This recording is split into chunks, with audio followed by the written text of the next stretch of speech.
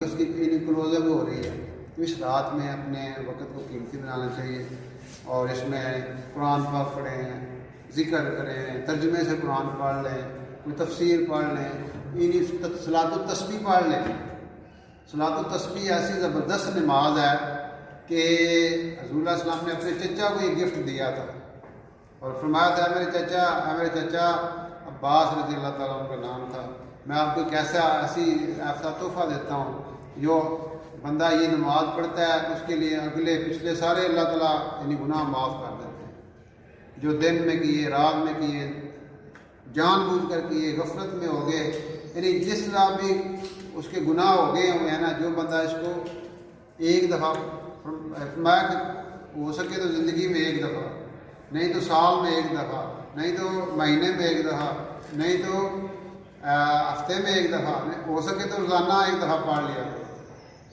یہ صلاۃ التسبیح بڑی زبردست نماز ہے۔ جو بندہ صلاۃ التسبیح پڑھتا ہے اس کا انعام تو میں نے اب بتا دیا۔ طریقہ کیا ہے کہ جب آپ نماز کے لیے کھڑے ہوتے ہیں تو سبحانک اللہ پڑھ کے 15 دفعہ تیسرا کلمہ پڑھنا ہے، اور پھر جب سورۃ فاتحہ پڑھ لیتے ہیں اس کے بعد 10 دفعہ پڑھنا ہے، 25 ہو گئے۔ پھر رکوع میں سبحان ربی العظیم پڑھ کے 10 دفعہ، 35۔ پھر آپ کھڑے ہو گئے سبحان ربنا لک الحمد پڑھ کے 10 دفعہ، پھر سبحان اللہ والحمد للہ ولا الہ الا اللہ واللہ اکبر ولا حول ولا قوۃ الا باللہ۔ یہ پھر آپ سجدے میں گئے سبحان ربی الاعلیٰ پڑھ کے کتنا ہو گیا؟ 10 دفعہ، 55۔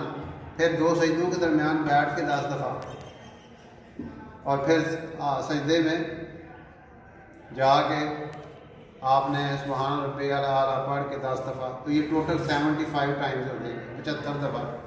اب آپ پھر کھڑے ہو گئے اگلی رکعت میں، تو فاتحہ شروع کرنے سے پہلے 15 دفعہ، پھر وہی روٹین۔ اس طرح یہ 4 رکعتوں کی نماز میں آپ نے 300 دفعہ تیسرا کلمہ پڑھنا ہے، اور اتحیات میں جب بیٹھے ہوتے ہیں دوسری رکعت میں اٹھنے ہیں نا، تو پوری اتحیات پڑھ کے درود پاک پڑھ کے پھر آگے تو رب جعلنی یہ پڑھ کے پھر کھڑے ہونا ہے تیسری رکعت میں۔ تو یہ صلاۃ التسبیح کا طریقہ ہے۔ تو اس رات میں صلاۃ التسبیح پڑھی جائے۔ صلاۃ التسبیح تو کئی لوگ ہر جمعے کو پڑھتے ہیں، کئی لوگ مہینے میں ایک دفعہ پڑھ لیتے ہیں۔ تو یہ بہت بڑی نماز ہمارے نبی علیہ السلام نے ہمیں بتائی ہے۔ ہمارے نبی علیہ السلام تو ہمارے خیر خواہ ہیں نا۔